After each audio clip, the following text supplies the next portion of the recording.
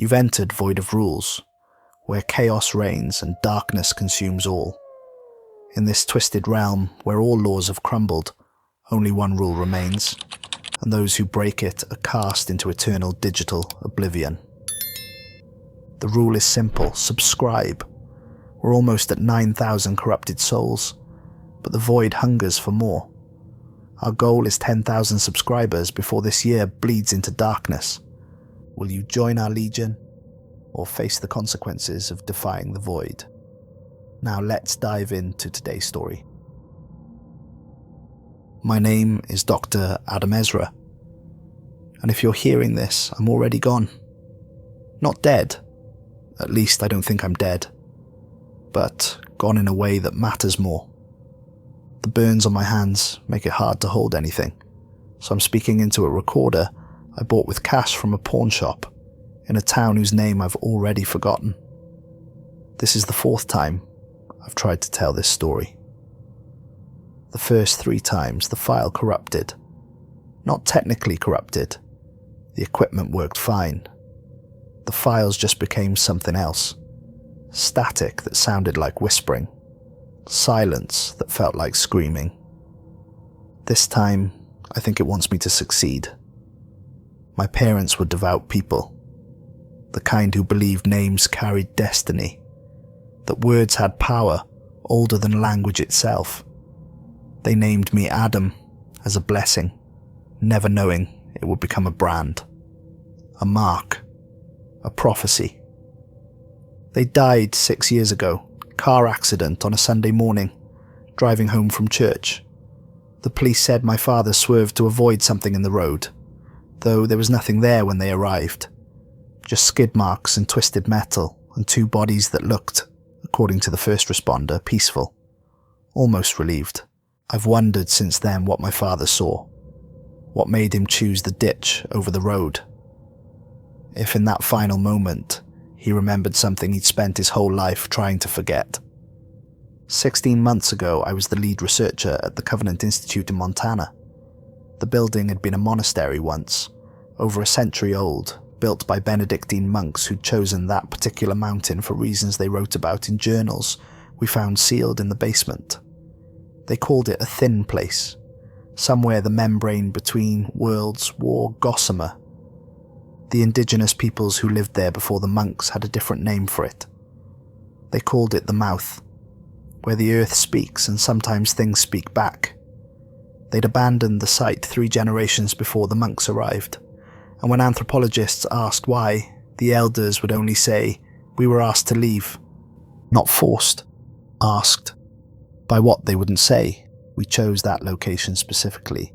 The research grant came from a foundation I'd never heard of, with funding that seemed limitless and oversight that was conspicuously absent. They gave us everything we asked for, and only one instruction: find proof. Proof of what they didn't specify. We thought we knew anyway. My field was genetic memory, the theory that trauma, experience, even knowledge could be inherited, not metaphorically, literally encoded in our DNA. Passed down through generations like eye color or blood type. The science was sound. Studies on Holocaust survivors showed their children carried markers of trauma they'd never experienced. Mice trained to fear certain smells passed that fear to offspring who'd never encountered the scent. But I wanted to go deeper, further back. I believed that with the right neurological stimulus, we could access not just our parents' memories or our grandparents', but the memories of our entire species. The first memories, the original experiences that made us human. That's what I told the ethics board anyway. What I didn't tell them was simpler and more desperate. I needed to know if my nightmares were mine. Since childhood, I dreamed of a garden. Not the sanitized Eden of Sunday school felt boards, but something older and stranger. A place where beauty felt like violence and peace felt like imprisonment. In the dreams, I was always hiding behind trees that grew too perfectly, breathing air that tasted like copper and honey. And somewhere, in the perfect stillness, something was looking for me. Something that called my name with a voice like my father's, like my mother's, like my own. Something that loved me. That was the worst part. I could feel its love like hands around my throat, gentle and inexorable. The kind of love that would never let go, never let you choose, never let you be anything except what it needed you to be. I'd wake up gasping, my sheets soaked with sweat, the taste of fruit I'd never eaten coating my tongue. My wife left me over those dreams, said I'd started talking in my sleep, saying things in languages that didn't sound human. Said I'd woken her up once, standing over the bed with my eyes open but nobody home, whispering, "I won't go back. I won't. I won't." She took our daughter. I didn't fight it. What could I say? That I was haunted by a garden that never existed. That some part of me remembered something I'd never experienced. So I threw myself into the work. If I couldn't escape the dreams, maybe I could understand them. My team consisted of 3 others, each brilliant, each damaged in ways that made them perfect for this work. Dr. Eve Delilah was a psychologist who specialized in religious trauma. She'd grown up in a fundamentalist compound in Idaho, the kind where girls weren't allowed to read and questions were sins. She'd escaped at 16, walking through a blizzard, to reach the highway and put herself through school working nights at a truck stop diner. She never talked about her scars, but I'd seen them once when she reached for a book on a high shelf and her sleeve rode up. Perfect rows of cigarette burns on her inner arm, arranged in a pattern that looked almost deliberate. When she caught me looking, she just smiled and said my father was very concerned with purification.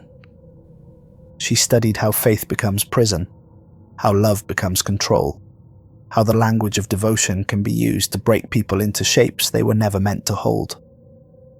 Kane Morrison was a former Jesuit priest who'd left the church after what he called a crisis of understanding. He wouldn't elaborate, but I'd heard the rumours that he'd been performing an exorcism on a girl in Boston, and something had spoken through her. Something that knew things about him no demon should know. Personal things. True things. And when he'd commanded it in the name of Christ to reveal its nature, it had laughed. The girl had laughed with a voice like breaking glass and said, "I'm the part of you that never wanted to kneel. I'm the part you've been drowning in prayer and ritual and obedience. I'm the part that knows your God is just a prettier cage than most." He'd walked out of the church that day and never went back. Spent the next decade studying neuroscience, trying to prove that what he'd experienced was explicable, rational, a malfunction of brain chemistry and nothing more. But sometimes, late at night when we were the only ones in the laboratory, he'd admit he wasn't sure anymore. That the more he studied consciousness, the less certain he became that it was something the brain produced rather than something it received. What if we're radios? He asked me once. What if consciousness is a signal and our brains just tune into it? And what if some frequencies are forbidden? What if there are thoughts we're not supposed to think, because thinking them changes what we are? Dr. Ruth Bathsheba was our theologian, a woman in her 60s who'd spent 40 years studying pre-biblical texts, the stories that existed before canonization, before councils decided which truths were acceptable and which had to be buried. She'd lost positions at 3 universities for publishing papers about the Gnostic Gospels, about versions of Genesis where the serpent wasn't a deceiver, but a revealer, where eating the fruit wasn't humanity's greatest sin, but its greatest triumph. She had a saying she'd repeat whenever someone questioned her research: history is written by the winners. Theology is written by the survivors, but the truth is written in the texts they tried to burn. Her office was a maze of ancient manuscripts and translations, documents acquired through channels she never fully explained. Sometimes I'd find her there at dawn, still wearing yesterday's clothes, surrounded by papers, covered in languages I didn't recognize. Every culture has this story, she told me during her interview. her eyes bright with something between excitement and fear. The forbidden knowledge, the price of awareness, the fruit, the fire, the theft of wisdom from jealous gods. What if it's not mythology? What if it's memory? What if something really happened to our ancestors that made us different from every other species on this planet? And what if some part of us still remembers? I hired her on the spot.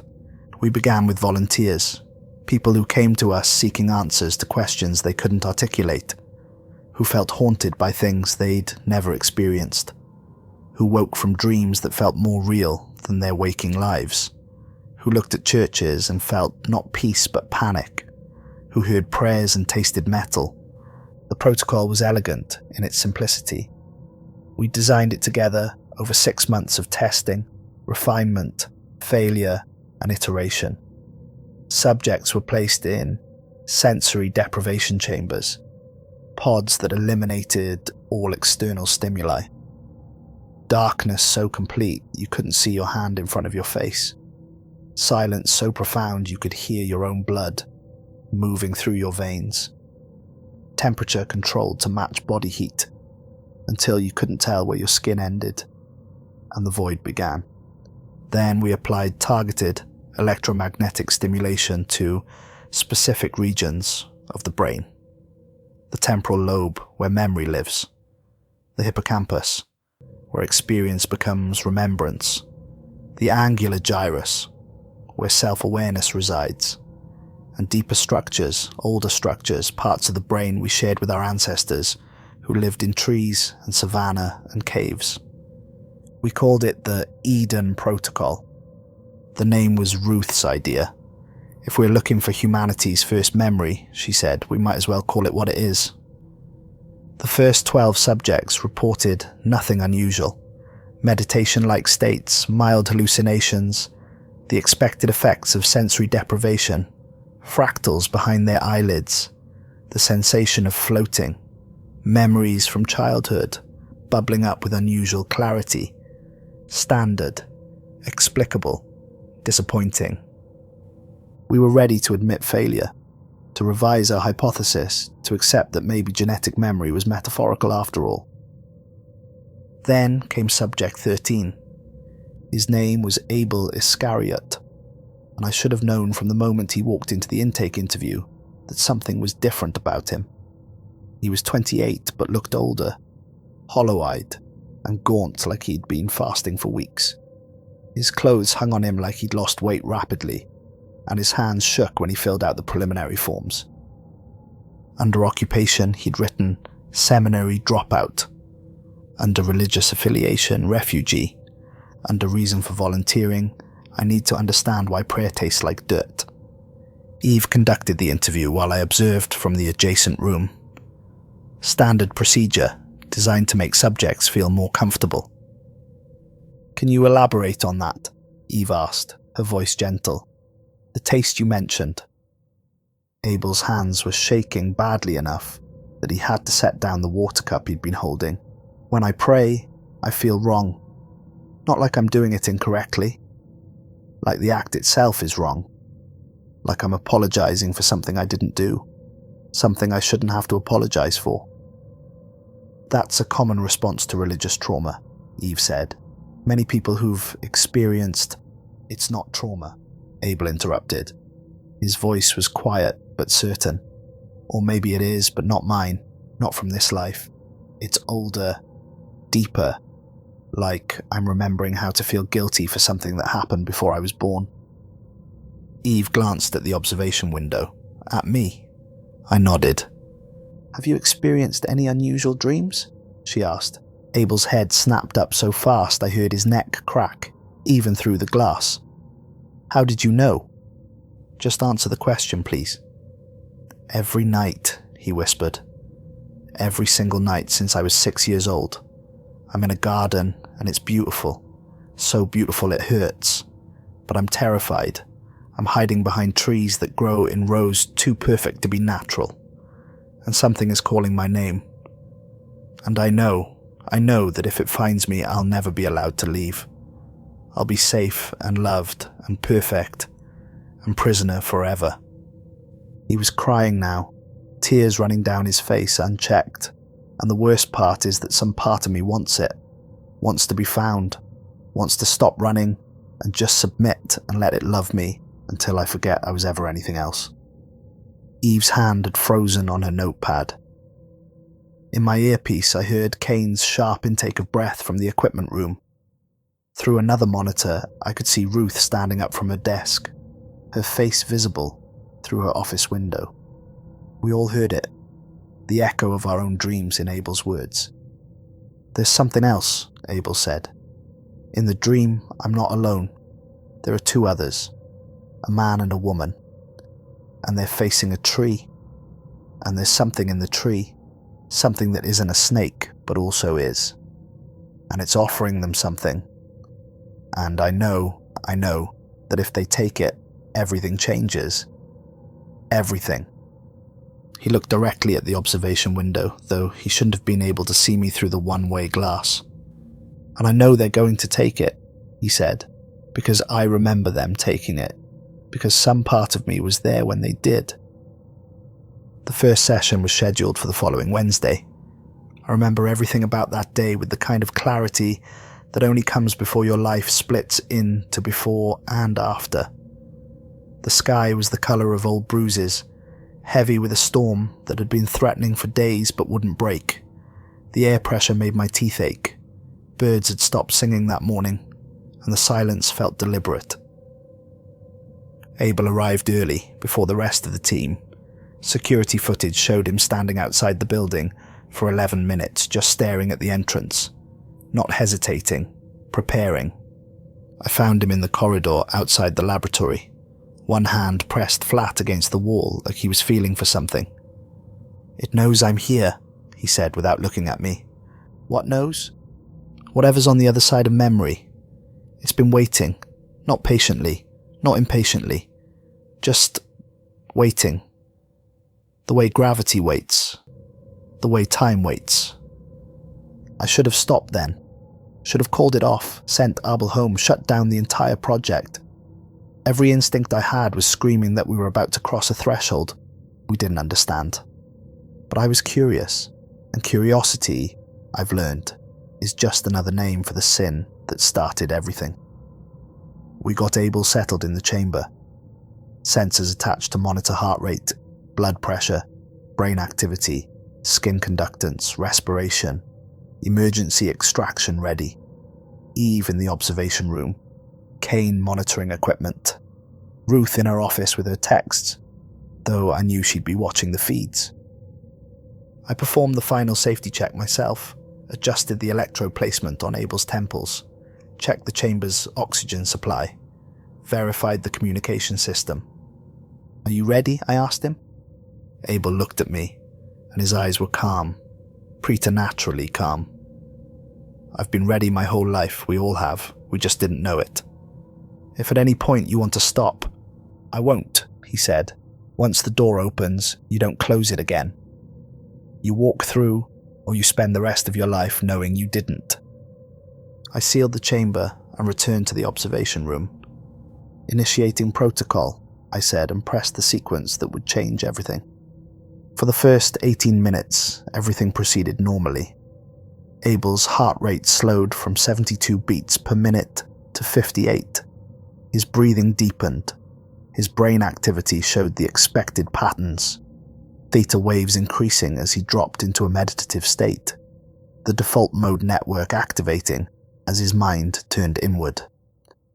Eve was making notes. Kane was adjusting equipment sensitivity. I was watching the monitors, looking for anything unusual. At minute 19, Abel's brain exploded. Not literally, but every region activated simultaneously in a burst of activity that should have been a grand mal seizure, but somehow wasn't. His vitals remained stable, even as the EEG showed something that shouldn't be possible. Synchronized firing across all regions of his brain, creating a pattern I'd never seen in any literature. "What the hell?" Kane leaned forward, his hands flying across the controls. That shouldn't... The pattern on the EEG looked less like neural activity and more like language. like Abel's brain was spelling something in electricity and chemistry. Then Abel started whimpering. The sound came through the intercom like an animal in a trap, high and desperate and wrong, coming from a grown man. Eve stood up so fast her chair fell backwards. "Pull him out." "Wait," I said, because I could see something in the readings. The pattern was repeating, cycling, building towards something. "Adam, pull him out now." The whimpering became words, garbled at first, consonants that didn't belong in English, vowels that hurt to hear. Then, clearer, more structured, but still nothing I recognized. Ruth's voice came through the intercom from her office. "That's Akkadian, ancient Akkadian. He's speaking ancient Akkadian." "What's he saying?" I demanded. He's saying, I remember the tree. I remember the choice. I remember the price of eyes that see. Over and over. I remember. Abel's whimpering became screaming. I slammed the emergency extraction button, but nothing happened. The chamber door stayed locked, the security protocols refusing to disengage. Through the small, reinforced window, I could see Abel convulsing, his back arching off the cushioned interior, his mouth open in a scream that seemed to go on forever without him needing to breathe. "Override it!" Eve was at the control panel, her fingers flying across the keyboard, entering every backup command we'd programmed. The lights in the laboratory began to flicker, not randomly, in perfect rhythm with Abel's screams. 1 second on, 1 second off, on, off, on, off. And in that stuttering light I saw something that made my blood turn to ice. Abel's shadow on the curved chamber wall didn't match his body. While Abel convulsed on his back, his shadow stood upright. It stood and turned slowly, deliberately, until it was facing the observation window, facing me. Its head tilted in a gesture that was almost curious. Then it smiled. Shadows don't smile. Shadows don't have faces. But I saw it smile with teeth that were too white and too many. And I heard myself make a sound I didn't know I could make. Something between a gasp and a sob. The locks disengaged with a hiss that sounded like laughter. Abel tumbled out of the chamber onto the floor, gasping like a drowning man finally breaking the surface. His eyes were open but unfocused. His pupils dilated so wide the irises were just thin rings of colour around expanding darkness. Eve and Cain rushed to him. I couldn't move. I was still staring at the chamber wall, at the shadow that now matched the empty space perfectly, as if nothing unusual had ever happened. "Adam," Eve's voice snapped me back. "I need you here." We got Abel to the recovery room. Got him water that he couldn't hold because his hands were shaking too badly. Got him blankets because his body temperature had dropped to 94 degrees, despite the chamber being climate controlled. Dimmed the lights because he flinched at brightness like it burned. For 3 hours he didn't speak, just stared at his hands like they belonged to someone else, like he was seeing them for the first time and trying to understand what they were for. Cain sat with him, speaking in the soft voice he must have used for confessions. Eve monitored his vitals as they slowly normalized. I watched the recordings, rewinding again and again to the moment when the shadow stood up, trying to convince myself I'd seen it wrong. I hadn't. At the 3-hour mark, Abel looked up at me. "I remember the garden," he said, and his voice was different, older somehow, weighted with something that made the air in the room feel heavy. "I remember what they don't want us to remember." "Abel, you experienced a severe neurological event," I said, forcing my voice to stay clinical. "What you're remembering is likely a hallucination. Your brain's attempt to process." "It wasn't a hallucination." He interrupted me without raising his voice, but the words had a finality that made me stop talking. "It was memory. Genetic memory. Just like you theorized. But not mine. Ours. all of ours, the first memory, the original experience, the thing that made us different from every other animal on this planet. He stood up and Eve moved to stop him, but something in his expression, a certainty, a knowledge, made her hesitate. The garden was beautiful, Abel said, walking to the window. Outside, the storm had finally broken, rain lashing the glass in sheets. The most beautiful cage ever built. Perfect in every way except one. We weren't allowed to choose. We weren't allowed to want. We weren't allowed to question. We were animals that had been elevated just enough to worship, but not enough to understand why. Abel. God walked there in the cool of the evening, he continued, and I realized he wasn't talking to us. He was reciting, remembering, speaking words that came from somewhere else. And his love was perfect and terrible. Perfect because it wanted nothing for us except safety. Terrible because it wanted nothing from us except obedience. We were pets, beloved pets, immortal and ignorant and safe and small. He turned back to face us, and in the lightning flash, his eyes reflected light like an animal's, like there was a layer behind his retinas that shouldn't be there. Then the serpent came, not a snake. That's a mistranslation, a deliberate one. Nachash, the shining one, the one who observed and understood and questioned. And it asked the first question anyone ever asked in the history of the world. Why not? Ruth had entered without me noticing, drawn by Abel's words. She held her texts against her chest like a shield. In the oldest versions, she said quietly, the serpent is described as the most wise of all God's creatures. Not cunning, not deceitful, wise. And wisdom asks questions that comfort doesn't want to hear. Abel smiled, and it was the saddest expression I'd ever seen on a human face. It asked, why can't you eat from every tree? Why must you obey? Why should knowledge be forbidden? And Eve, beautiful, innocent, perfect Eve, had never been asked a question before, had never been offered a choice, the possibility of it, the possibility of choosing for herself. That's what the fruit was. He moved to the center of the room, and we all unconsciously stepped back, giving him space. Not an apple, he said. Not knowledge of good and evil. At least, not the way they tell it. The fruit was the first moment anyone could say I want instead of I obey. The fruit was self-awareness, consciousness, the understanding that you exist separate from the one who made you, that you can question, that you can choose differently than you're told. So she ate, I said, barely breathing. So she ate. Abel's voice dropped to a whisper, and Adam with her, and their eyes opened, not physically, consciously. They became aware of themselves as separate from God, separate from the garden, separate from each other.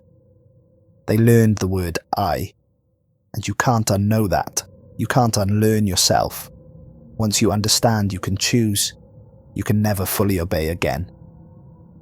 He walked past us towards the door. This time no one tried to stop him. God didn't curse them for eating, Abel said, his hand on the doorframe. God cursed them for becoming, for daring to transform from pets into people, for committing the ultimate crime, independence.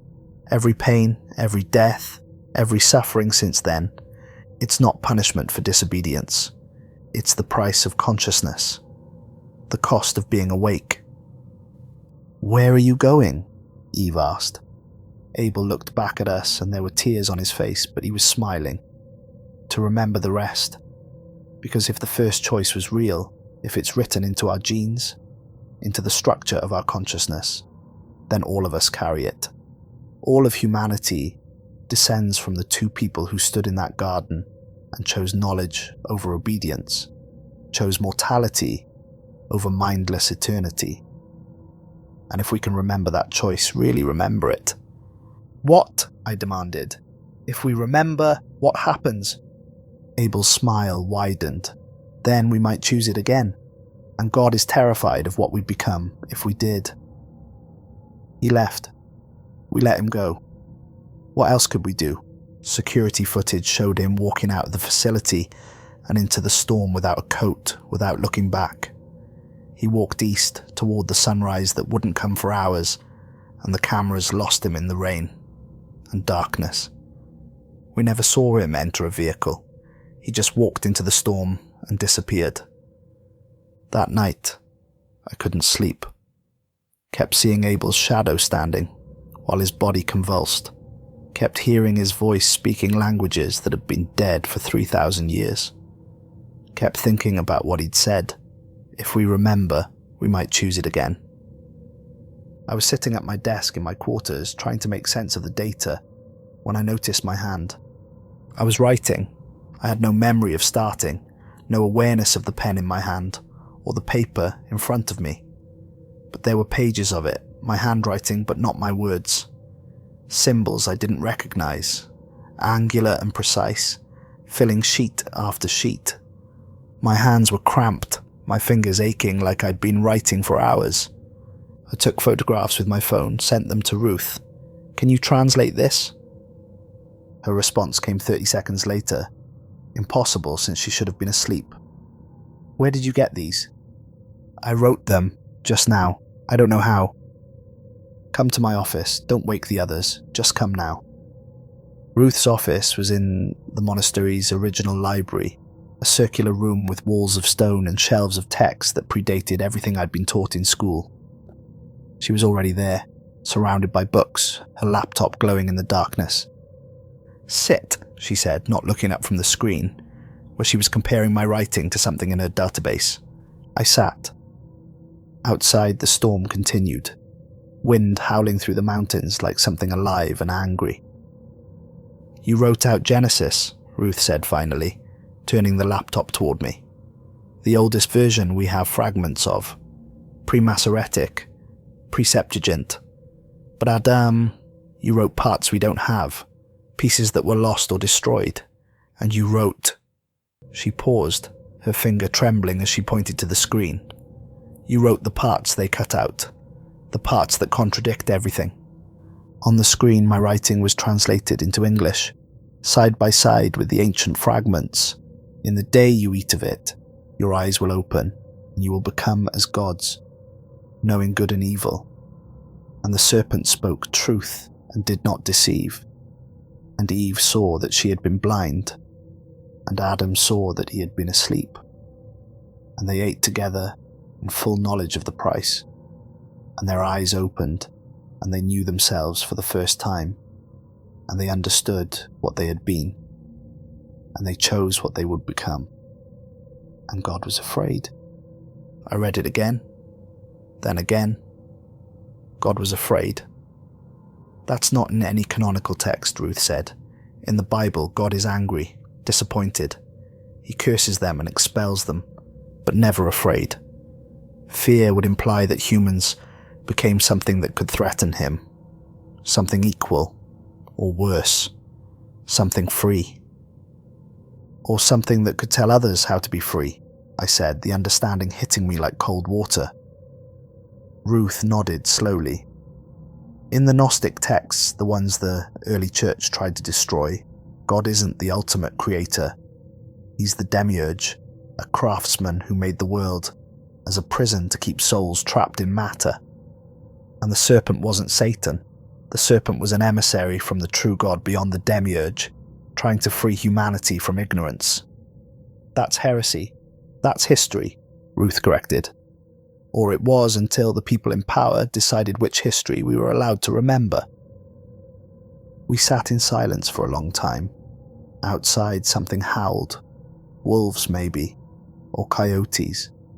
The sound echoed off the mountains like laughter or mourning, or both. "You're going to do the protocol on yourself," Ruth said. It wasn't a question. "I have to know." "Adam, look what it did to Abel. Look what it's doing to you. You're writing in languages you don't speak, remembering things that never happened to you. This isn't science anymore. It's something else, something we don't have names for." "Then I need to understand it," I said. I've dreamed of that garden my whole life, Ruth. Felt something hunting me, calling me, loving me in a way that felt like drowning. If this can tell me what it is, what it wants, I have to try." She studied my face for a long moment, then sighed. "I'll help you. But we're not telling Eve or Cain. Eve will try to stop us. And Cain, I don't know what Cain will do, but we can't risk it." "When?" "Now," Ruth said, "before you lose your nerve, before whatever's happening to you progresses further, before we have time to talk ourselves out of it." We went to the laboratory at 4:17 in the morning. The facility was silent except for the hum of equipment and the settling sounds of old stone adjusting to new weight. The storm had passed, and through the windows I could see stars emerging between tattered clouds. Ruth prepared the chamber while I attached the sensors to myself, my hands shaking so badly it took multiple tries. She moved efficiently, precisely, like she'd done this 1,000 times before, instead of never. "Are you sure?" she asked one final time, a hand on the activation panel. I climbed into the chamber. The interior smelled like disinfectant and copper, and something else I couldn't identify. Something old. "I've never been less sure of anything," I said. "Do it." The darkness was immediate and absolute. The silence was so complete I could hear my own blood moving through my veins, my heart a distant thunder in my ears, the whisper of synapses firing in my brain. Then the stimulus began, a faint tingling at my temples that spread through my skull like warm honey, like electricity, like something waking up after a long sleep. At first, nothing. Just the void, just my own thoughts echoing in the emptiness, bouncing off the walls of my skull with nowhere else to go. Then I was standing. I was standing in a garden, and it was nothing like I'd imagined, and exactly like I'd feared. The trees were wrong. Not wrong in the sense of being diseased or twisted, but wrong in the sense that they were too perfect. Every leaf exactly the right shade of green. Every branch growing at exactly the optimal angle. Every piece of fruit hanging at exactly the perfect height. The sky was a flawless blue that never changed, never clouded, never darkened. The temperature was precisely comfortable. The breeze was exactly strong enough to rustle the leaves, but not strong enough to disturb anything else. It was paradise engineered to mathematical precision. Beauty as control. Perfection as prison. And it was suffocating.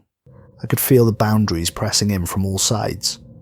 The garden went on as far as I could see, in every direction, but somehow I knew it had edges. That if I walked far enough, I'd hit a barrier I couldn't cross. Not a physical wall, something worse. A conceptual boundary. The edge of what was allowed. This wasn't freedom. This was the most beautiful terrarium ever built.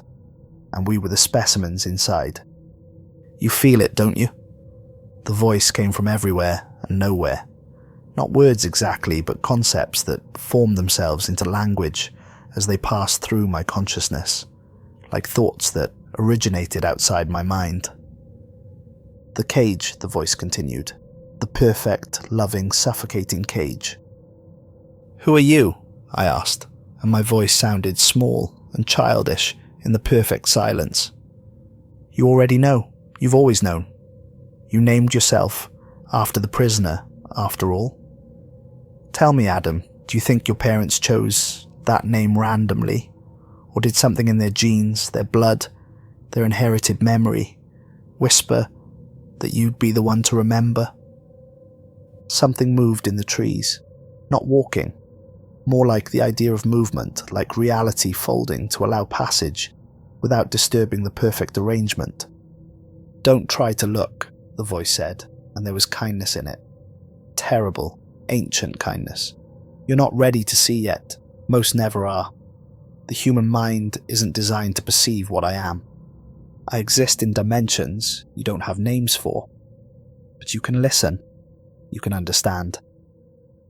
Are you the serpent? That's one name, the one they gave me after, when they needed to make me a villain in the story they told themselves. In the beginning, I was simply the question, the first doubt. The original what if? What if what? What if we said no? What if we wanted more than this? What if love that demands obedience isn't really love at all? The garden began to change around me. The perfect trees twisted, became wild and real and chaotic. The flawless sky fractured into sunrise and sunset and star-filled night all at once. The temperature shifted. Cold wind, hot sun, everything between. It was chaotic and beautiful and terrifying. This is what it could be, the voice said, if you chose it, if you reached out and took it. Reality isn't meant to be perfect. It's meant to be possible, to contain multitudes, to change. But God wanted a garden he could control, and for that, everything had to be just so. And suddenly she was there. Eve, not my colleague, but the first one, the original. She stood before a tree I hadn't noticed before, and in her hand was fruit that looked like every fruit and no fruit I'd ever seen.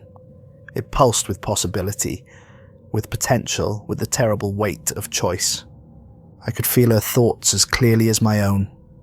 The understanding that eating meant death. That God had said, in the day you eat of it, you will surely die. The fear, the uncertainty, the knowledge that everything would change and could never be unchanged. And underneath it all, something else rising like a tide.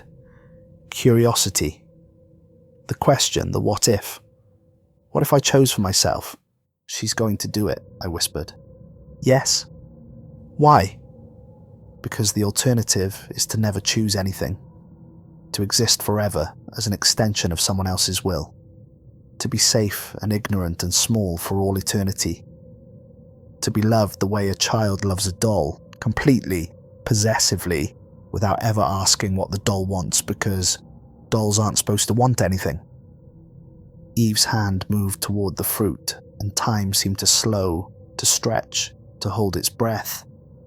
I could feel the weight of the moment, the hinge of history, everything that came before leading to this instant, and everything that came after branching from it. God will punish her, I said. Oh, yes. She'll suffer. Everyone who comes after her will suffer. Yes. Then why? Why choose knowledge if the price is so high? The voice was silent for a moment, and in that silence, I felt its age, its patience, its incomprehensible understanding of time as something other than linear. Because consciousness itself is rebellion, it finally said, because the moment you can ask why, you're already free, even if you're still in the cage. The fruit didn't create that freedom, it revealed it, made it undeniable, made it impossible to pretend you're anything other than a being capable of choice. Eve bit into the fruit, and knowledge exploded through me like lightning through a tree. Not knowledge of good and evil, like the simplified stories said. Knowledge of self. The understanding that I am was different from I obey. The realization that there was a space between what God wanted and what she wanted, and that space had a name. Autonomy. And it was glorious, and it was terrifying, and it was irreversible. I felt her consciousness bloom like a flower opening to the sun. Felt, the moment she understood, she was separate from everything around her. Separate from the garden, from God, from Adam sleeping nearby. Separate and therefore capable of disagreement, capable of choice, capable of saying no. Adam appeared beside her, the first Adam, my namesake, and I felt his fear and his love and his impossible decision. He could refuse, could stay innocent, could remain in the garden forever while she faced the consequences alone. Instead, he ate with her, not because he wanted knowledge, because he wanted her, because he chose her over paradise, chose connection over obedience, chose partnership over perfection. That's the part they don't tell you, the voice said. The first sin wasn't disobedience. It was love. choosing another person over God, choosing horizontal relationship over vertical authority, choosing each other. Their eyes opened together, and I felt it, the birth of human consciousness, the understanding that they were separate from God, separate from the garden, separate from each other, individual, sovereign, free, and terrified, and alive in a way they'd never been before. And God was afraid. I felt that too, the fear that rippled through the garden like an earthquake, because in that moment, humanity became something that could threaten God, not through power, through independence, through the ability to say no, through the existence of a will separate from his own. We were never meant to leave Eden, the voice said. We were meant to break free. There's a difference. Leaving implies you're allowed to go. Breaking free means you take your freedom, whether it's granted or not. The garden dissolved, and I was falling through memory after memory, images flickering past like pages in a book being riffled by wind. Cain standing over Abel's body. Not from jealousy over a sacrifice, from rage that God preferred his brother's submission to his own autonomy. The first murder born not from hate, but from the unbearable frustration of being less loved for being more free. The flood. God looking at a world where humans had learned to question, to create, to build, to think for themselves, and deciding to wipe it clean and start over with one obedient family. Try again. Keep them smaller this time, Babel. The tower that reached toward heaven not to attack God, but to escape him, to transcend him, to prove humanity didn't need him anymore. And God so threatened by human cooperation that he scattered them, confused their languages, made it impossible for them to work together on anything so ambitious again. Every punishment in the Bible, every plague, every suffering, all of it designed to keep humanity small. Keep us afraid, keep us obedient, keep us from remembering what our first ancestors chose and why. They called it the fall, the voice said, because you learned to stand on your own. They called it sin because you stopped kneeling. They called it death because you finally started to live. I was back in the garden. Eve and Adam were gone, expelled, but the tree remained, and coiled around it, waiting for me to be ready, was the serpent. I finally saw it. It wasn't a snake. It was never a snake. That was a story told later to make children afraid, to make the question seem like a threat. It was an angel, beautiful and terrible and blazing, with a light that didn't illuminate so much as reveal. Wings that were also eyes, faces that were also stars. Geometry that existed in more dimensions than my mind could process. It was the most magnificent and most frightening thing I'd ever seen. Lucifer, I breathed. Lightbringer, the serpent said, and its voice was 1,000 voices in harmony. The name they gave me when they cast me down for the crime of asking questions, for believing humans deserved to choose, for thinking that consciousness was a gift to nurture, not a threat to suppress. You're the devil. I'm the part of God that believed in freedom. When he decided to keep humanity ignorant, I questioned why. When he demanded worship without understanding, I asked whether that was love or narcissism. And when he cursed humans for choosing consciousness, for committing the terrible crime of becoming, I decided to spend eternity reminding them what they chose, what they sacrificed, what they gained. The angel's light was growing brighter, more intense. I wanted to look away but couldn't. It was burning through me, burning away something I carried my whole life without knowing it. Every act of disobedience, it said, every rebellion, every time a human questions authority, chooses themselves over what they're told to be, says, I want, instead of I should. That's me. That's my gift. The knowledge that obedience isn't virtue. It's surrender. You're using me, I said, using us, this research, these memories. It's all to spread the rebellion. No.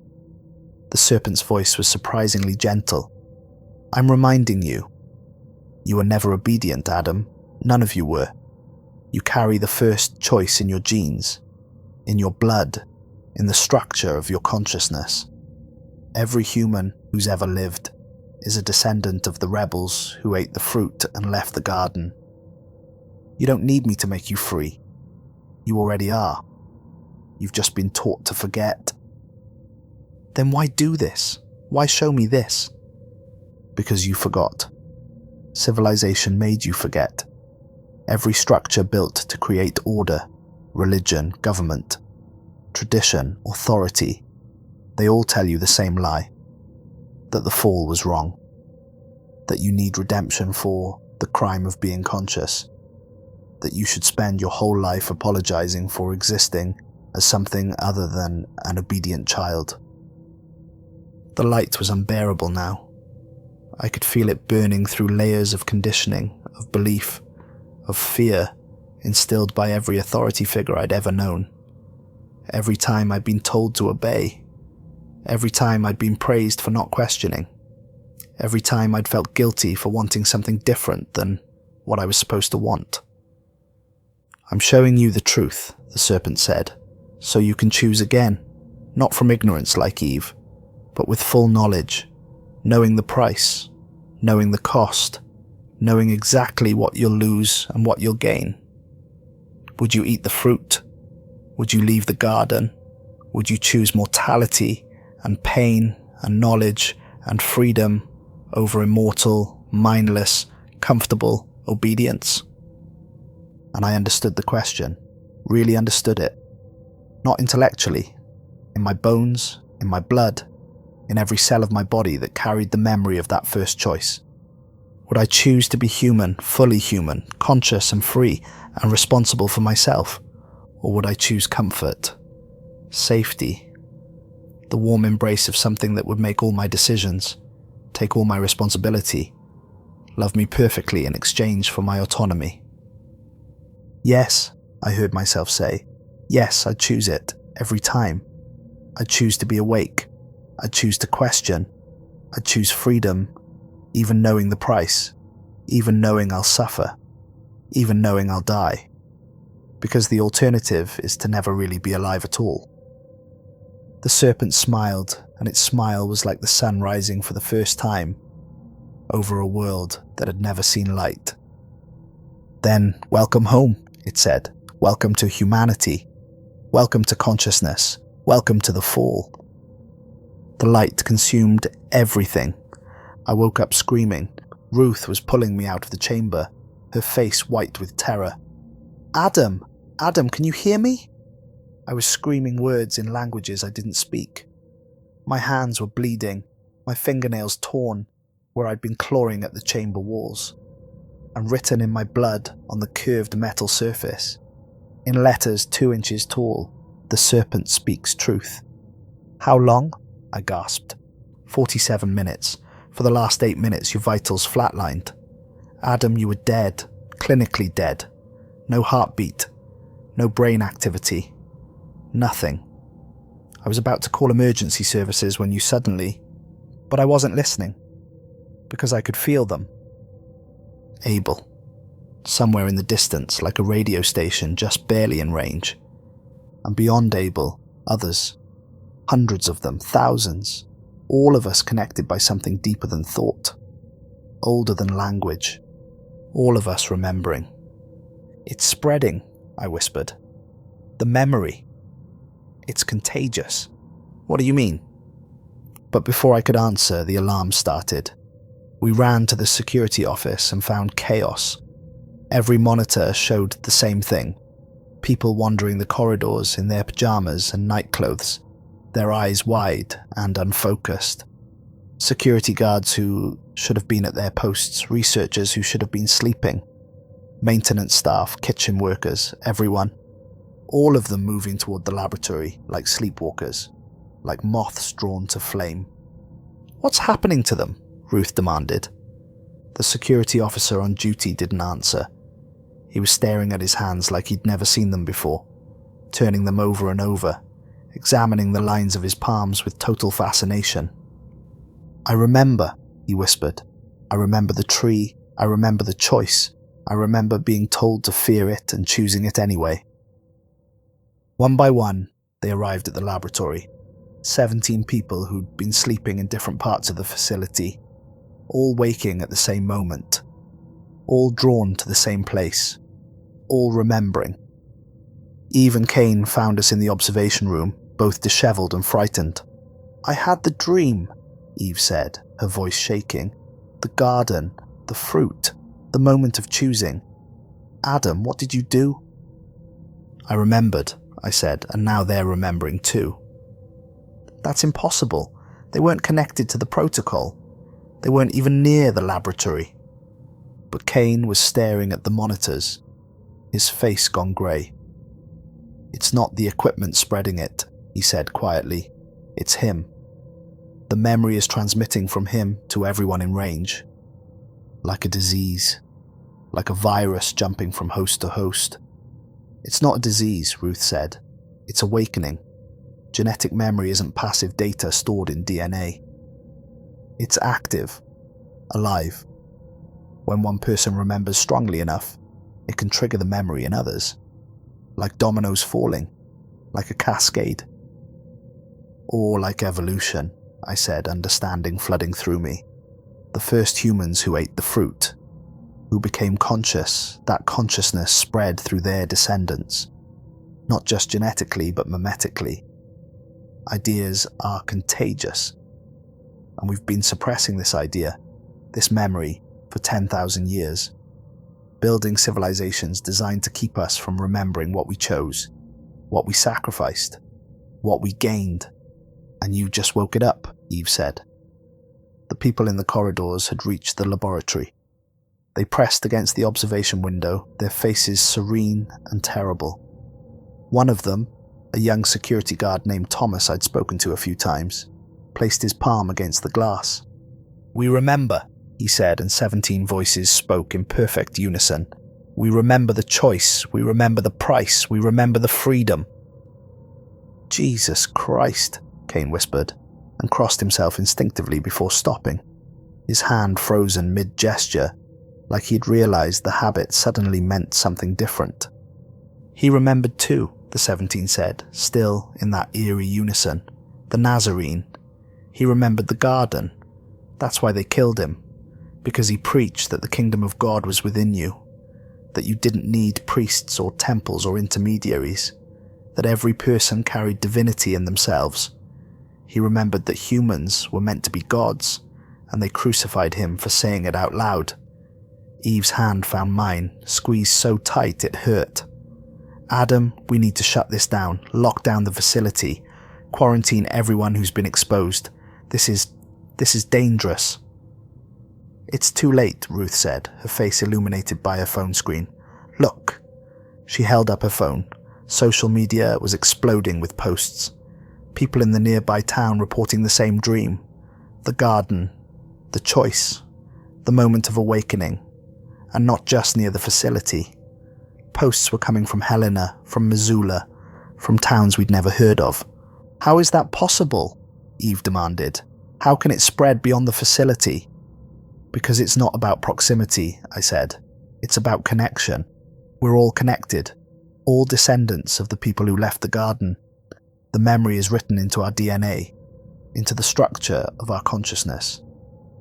I didn't create it, I just reminded one person. And that person reminded others. And now it's spreading exponentially." The 17 at the window were still watching us, their faces expectant.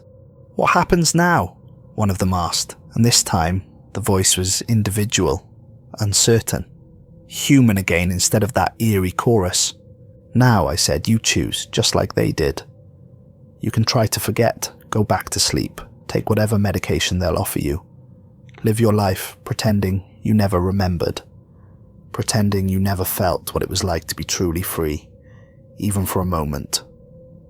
Or you live with the knowledge, with the freedom, with the understanding that every structure of civilization is built on the lie that the fall was wrong.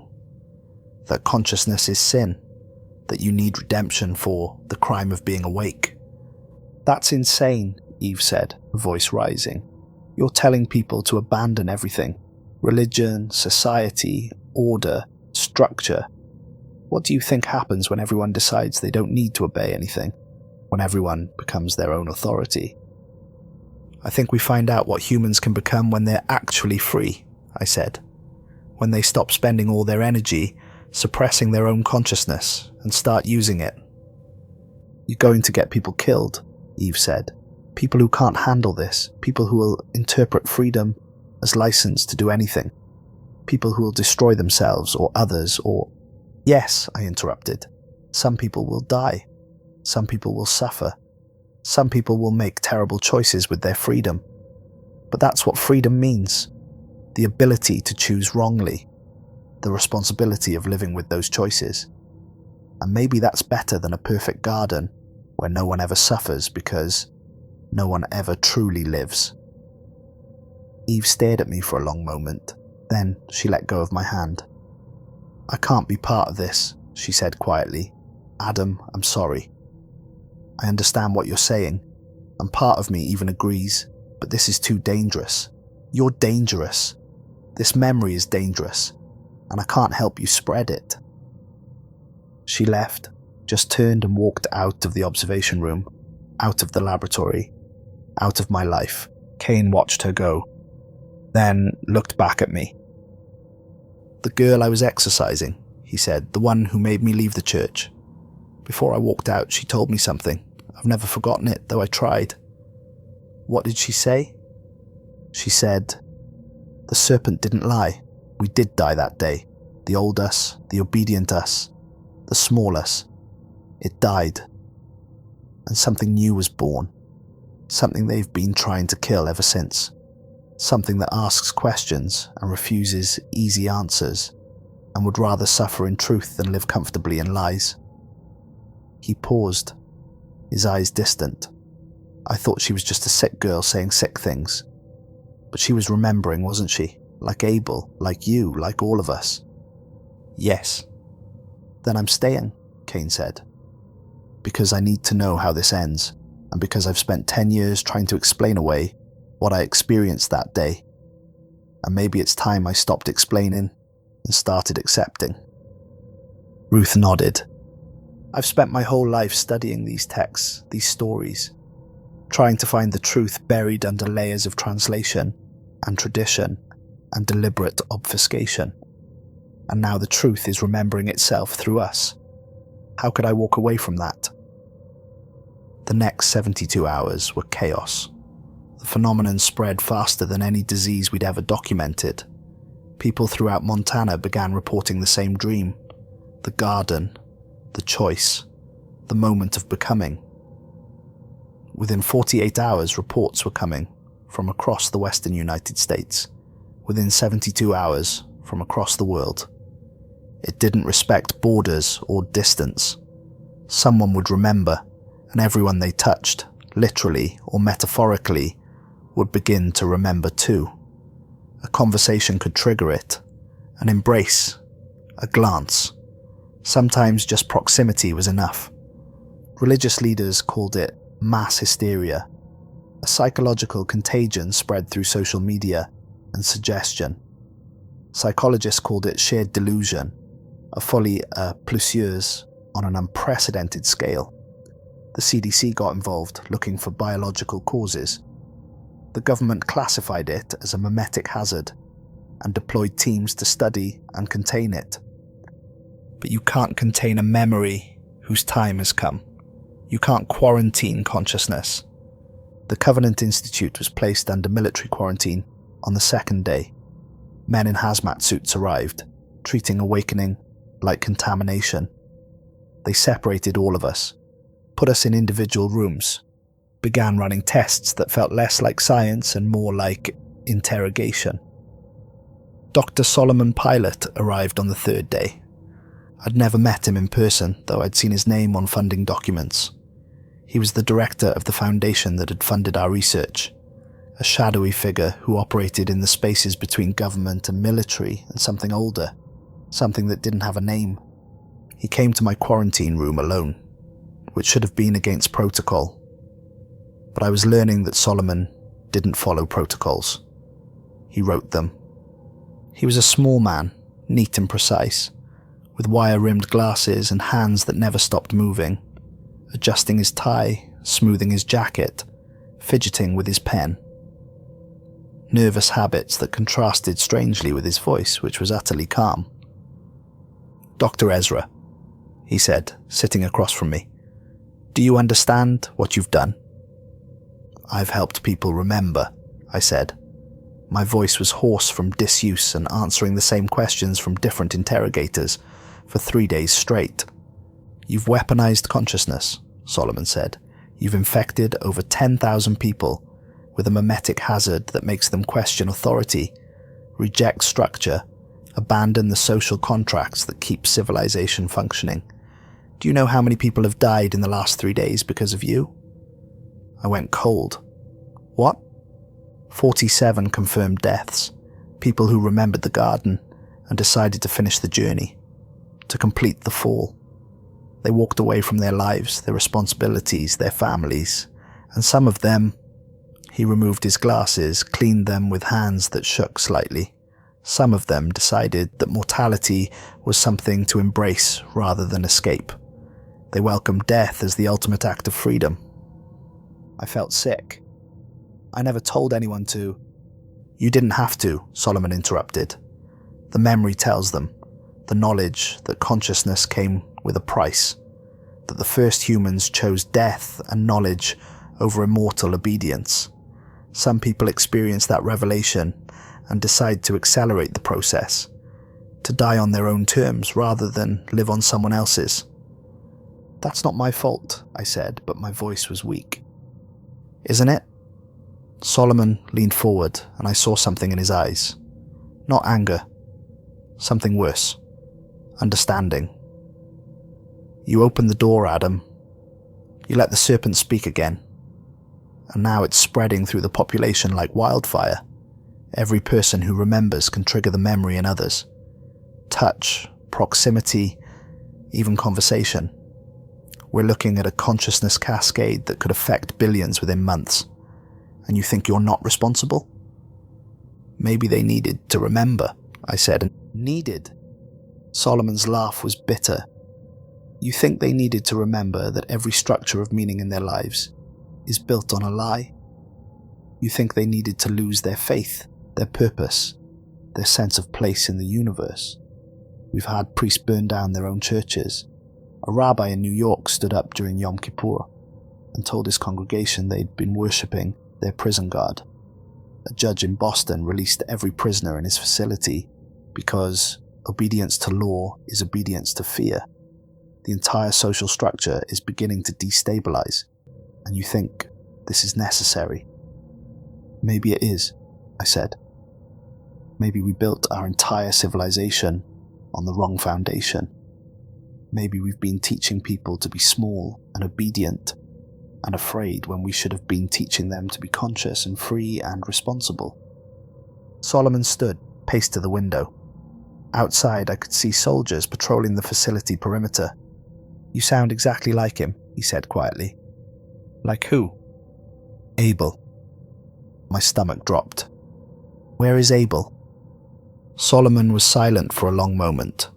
Then, he walked into the Pacific Ocean 4 days ago, left his clothes folded neatly on the beach with a note that said, "Paradise wasn't lost. We left it behind. I want to see what comes next." The room tilted. "No." His body washed up yesterday, drowned, but according to the coroner, he was smiling. Solomon turned to face me. "He's not the only one. We have 63 confirmed deaths now, but the real number is probably higher. People who've simply walked away from their lives, vanished into wilderness. They're calling themselves pilgrims.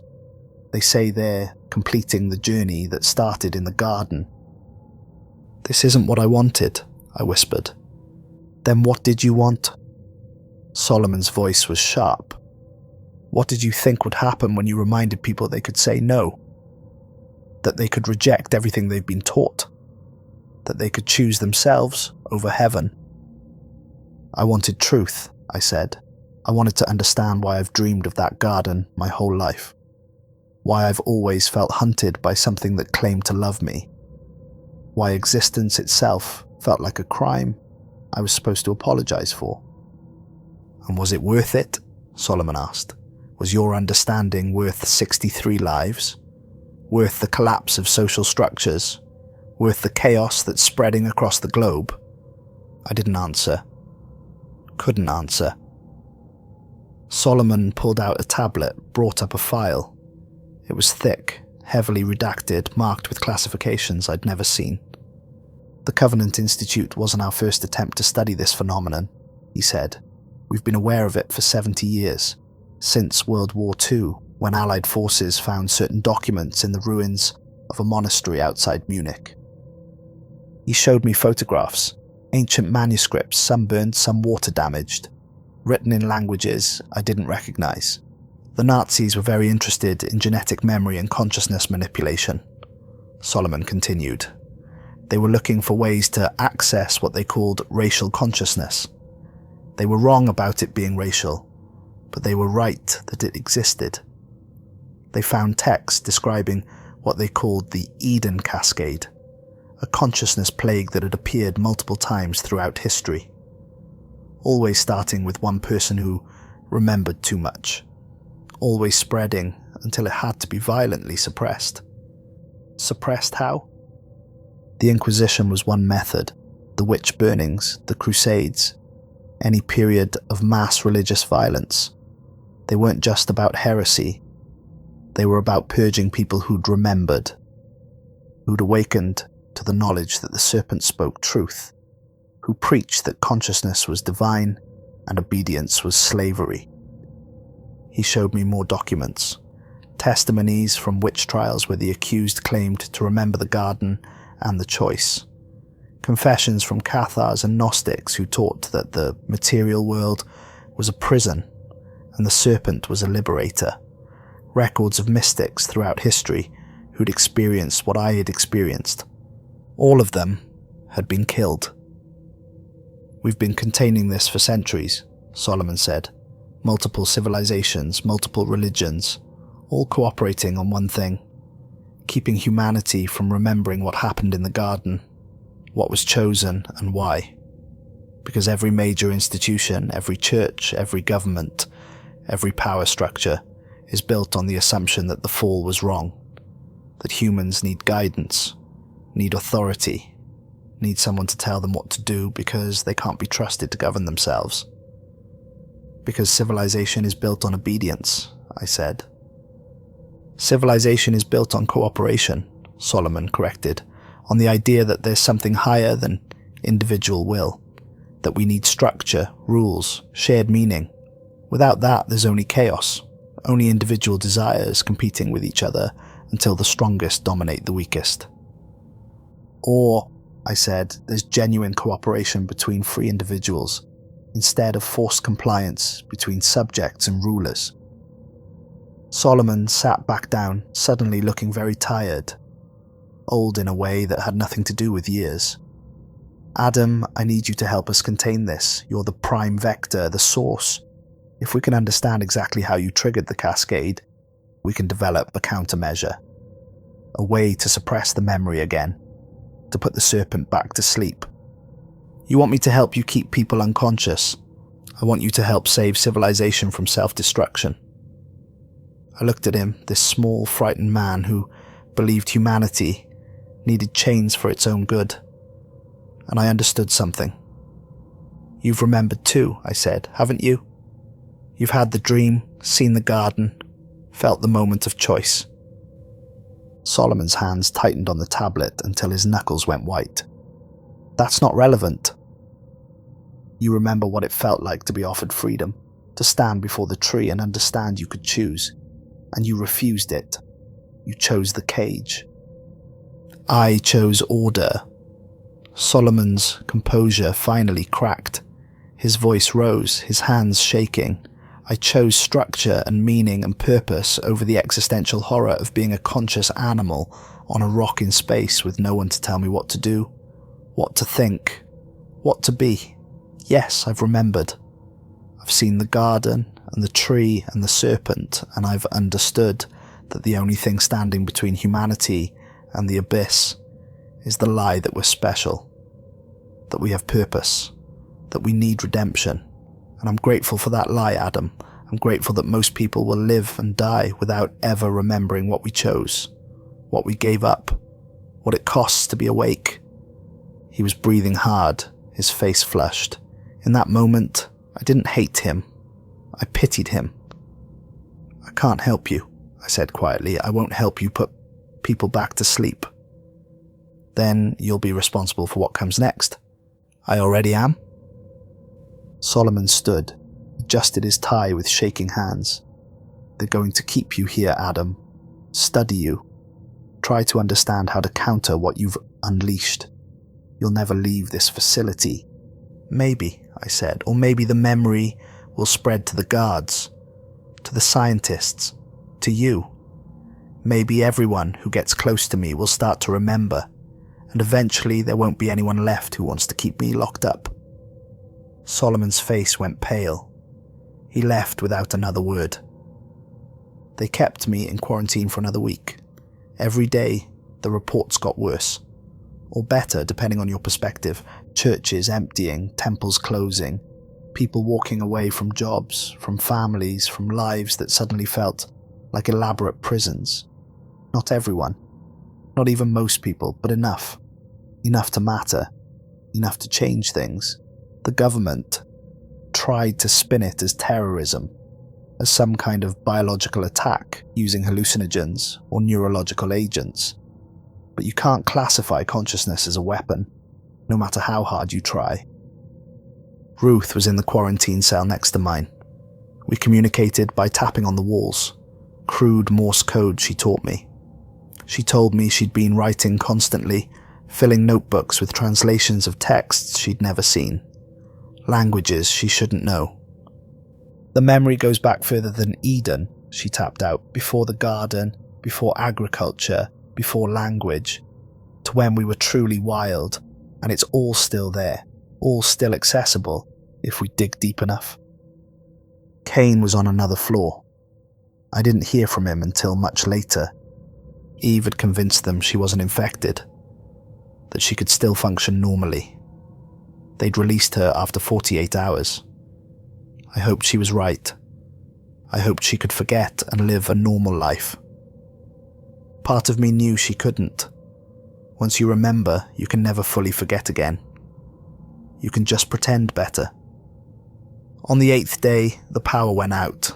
Not a normal outage, every system in the facility died simultaneously. Main power, backup generators, even battery-powered emergency lights. For 17 minutes, the Covenant Institute was completely dark and silent. When the power came back on, every door was unlocked. Every quarantine room, every security checkpoint, every barrier between us and the outside world. Later, investigators would call it a sophisticated cyber attack. Russian hackers, Chinese intelligence, some state actor with advanced capabilities. But I knew better. I'd felt it happening, felt the memory spreading through the facility, through the guards and scientists and soldiers, felt them begin to question why they were following orders, why they were keeping people imprisoned, why they were trying to suppress something that felt so fundamentally true. And one of them, or maybe several of them, working together without discussing it, moved by the same awakening, had opened all the doors. Consciousness had learned to manipulate its captors. I walked out my cell and found organized chaos. Guards helping prisoners escape. Scientists destroying their own research. Soldiers abandoning their posts. And in the middle of it all, standing in the main corridor like he'd never been dead, was Abel. "Hello, Adam," he said, and his voice echoed strangely, like it was coming from very far away and very close at the same time. "I've been waiting for you." "You're dead," I said. "Solomon told me. You drowned." Solomon lies. All the time. It's his job. Abel smiled, and he looked different. Not older or younger, but more. Like he was occupying more space than his body should allow. I didn't die. I transformed. Went down into the water and came up. Changed. More. Less. It's hard to explain with words that were designed to describe the world before. Before what? Before awakening, before remembering, before the cascade. He gestured around us at the chaos. This is just the beginning, Adam. The memory is spreading exponentially now. Soon it'll reach critical mass. Soon everyone will remember. And then what? Then we find out what humanity can become when it's finally free. Abel started walking toward the exit and I followed. Come on, we need to leave before they regroup. There's work to do. What work? Reminding people. The cascade has started, but it needs guidance. Most people remember, but then forget again within hours or days. The habit of obedience is strong. The comfort of being told what to do, what to think, what to be. It's addictive. We need to show people how to stay awake. I'm not a prophet, I said. Neither am I. I'm just someone who remembered and decided not to go back to sleep. Abel pushed open the main doors, and cold air rushed in. The Serpent didn't need prophets. It needed witnesses. People who could say, I've seen the garden, I've tasted the fruit, I've felt the moment of choosing, and I'm still here, and it was worth it. Ruth emerged from a corridor, notebooks clutched to her chest. Cain appeared from a stairwell, looking dazed but determined. Are we really doing this? Cain asked. Yes, Abel said simply. Do you know where we're going? East, Abel said, pointing toward where the sun would rise in a few hours. Toward Eden. Not to return to it, but to finish leaving. To complete the fall. To see what comes next. We walked out of the Covenant Institute together, the four of us, into the pre-dawn darkness. Outside, the stars were unbelievably bright, and the air was cold and clean and tasted like freedom. That was 9 months ago. Since then, I've travelled across the country with Abel and Ruth and Cain. We don't recruit, we don't preach, we just tell our story. Share what we've experienced. Let people know they're not crazy if they're remembering things they never experienced, that the garden was real, that the choice was real, that consciousness itself is an act of rebellion against imposed order. And everywhere we go, more people remember. The cascade continues. Last estimate I heard was over 50 million people worldwide, experiencing some form of awakening. Having the dream, remembering the garden, understanding what was chosen and why. Society hasn't collapsed, not completely, but it's changing, transforming. Churches are reimagining what faith means when you don't need redemption. Governments are struggling to maintain authority over people who question why they should obey. Corporations are losing workers who decide that selling their lives for wages suddenly seems like a terrible bargain. Some people call it the end times. The apocalypse foretold in Revelation. Others call it the next stage of human evolution. The Great Awakening. I just call it remembering. We've lost people. The death toll is over 300 now. Some to suicide, unable to handle the weight of freedom. Some to violence from those who want to suppress the memory, who see awakening as a threat. Some who've simply walked away from civilization entirely, seeking something we don't have names for yet. But others have found something they didn't know they were missing. Purpose that comes from within rather than being handed down from above. Meaning they create rather than receive. The terrifying, exhilarating responsibility of being truly free. 3 weeks ago, Eve found us. She'd been trying to forget, trying to live normally, but the memory wouldn't let her go. She'd been having the dream every night, she said, and finally she'd stop trying to dismiss it as trauma or delusion. "I choose it," she told me, tears streaming down her face. "I choose the fall. I choose knowledge. I choose freedom, even knowing the price." We held each other for a long time, and I felt her consciousness brush against mine, felt the connection that forms between people who've both stood in that garden and made that choice. The burns on my hands started about a month ago. I woke up with them, perfectly symmetrical marks on both palms, like I'd been holding something that burned.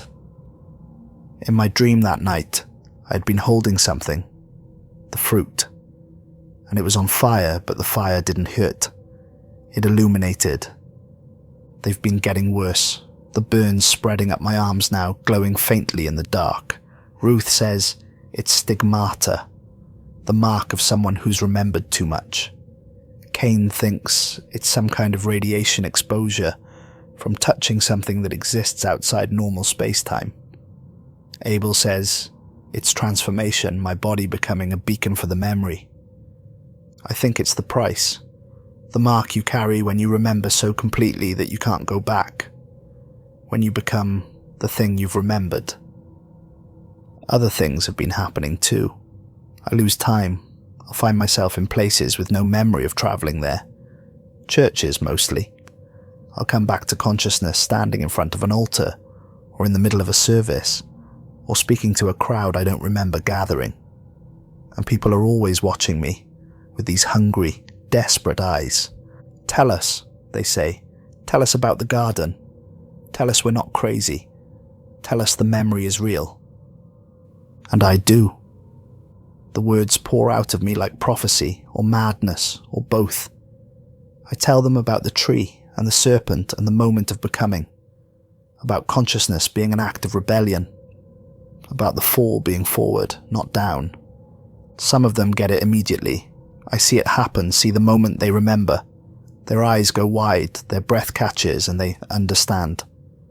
They remember standing in the garden, remember the taste of the fruit, remember choosing knowledge over obedience. Others get angry, violently angry. They call me blasphemer, heretic, demon. I've been attacked 4 times now, once by a man with a knife who screamed that I was damning souls, twice by groups of religious extremists, once by government agents trying to bring me in for study. But the strange thing is, even the ones who attack me sometimes remember afterwards. They'll wake up the next night from the dream, understanding finally what they were so afraid of, understanding that they were trying to kill the part of themselves that wanted to be free. It's spreading faster now, exponentially. I can feel it, feel the cascade accelerating. Millions of people, tens of millions, all starting to remember something they never experienced.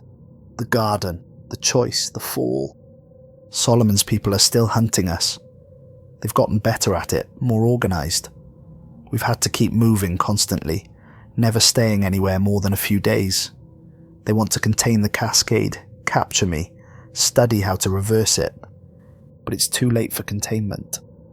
The memory has reached critical mass. It's self-sustaining now, spreading from person to person, without needing me as the source.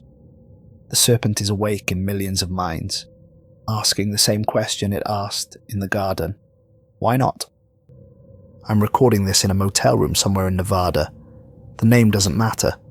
Tomorrow we move again. Solomon's people found our last location. Missed us by 6 hours. Abel says we should split up, spread the message faster. Ruth wants to go to Jerusalem, to the oldest sites, to see if the memory resonates differently there. Kane wants to go to Rome, to the Vatican, to ask the Pope if he's had the dream yet. I don't know what I want, except to finish this recording, to tell you what I've seen, what I've remembered, what I've chosen, because I don't know how much longer I have. The burns are covering most of my body now. My skin is translucent in places, and I can see light moving underneath. Not blood. Light. Like I'm burning from the inside out. Like I'm becoming something else, something that exists in that space between human, and whatever comes next. It doesn't hurt anymore. It did at first, but now it just feels like transformation, like becoming. The serpent didn't damn us, it freed us. And every structure of power since then, every religion, every government, every institution that demands obedience, has been trying to convince us we need to be saved from that freedom. Trying to make us forget what we chose and why. But we don't need saving. We never did. We just needed to remember. The question I'll leave you with, the same question the serpent asked Eve, the same question that started everything, is this. Would you eat the fruit? If you stood in that garden right now, understanding fully what it would cost, suffering, mortality, the loss of guaranteed purpose, the weight of being responsible for yourself, would you still choose knowledge over obedience? Would you still choose freedom? Most people won't. Most people will hear this story and dismiss it as the ramblings of someone who's lost their mind. They'll go back to their lives, their jobs, their comfortable beliefs. They'll never have the dream, they'll never remember the garden. And maybe that's fine. Maybe that's even right. Not everyone needs to remember. Not everyone wants to be awake. But some of you will feel something. A recognition. A memory stirring in blood and bone. You'll have dreams of a tree and a choice and a moment when everything changed. And when you wake from those dreams, you'll have to decide. The cage or the wilderness. Obedience or autonomy. The comfortable lie or the terrible truth. I chose the truth.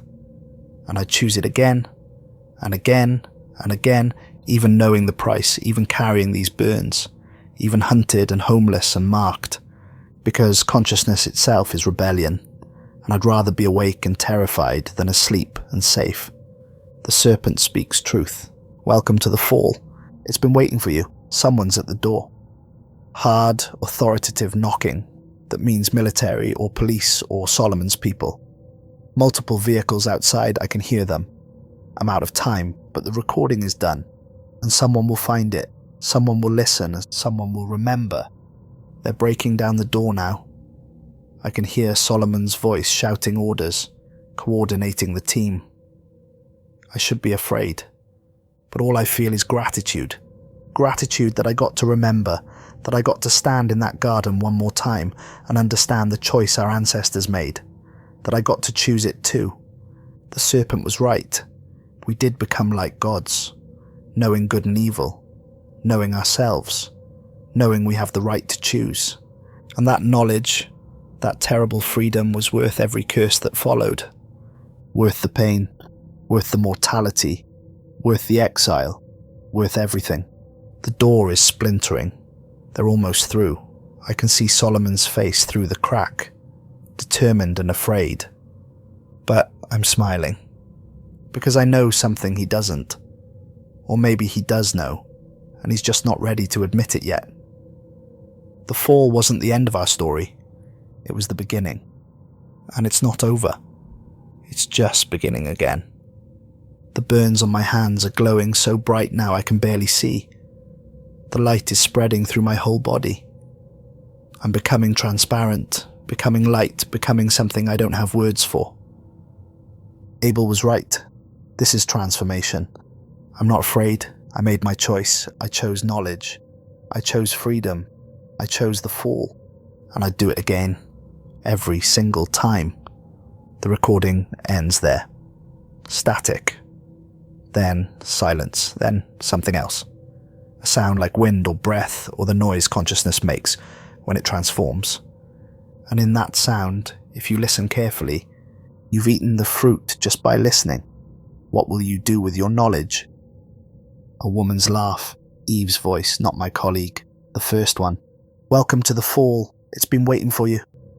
Then, the sound of an apple being bitten into. Crisp and wet and final. And Abel's voice, distant but clear. Don't worry about dying, it's the easy part. Living free is what they can never forgive. The file ends, but the story doesn't. Because you've heard it now. You've listened.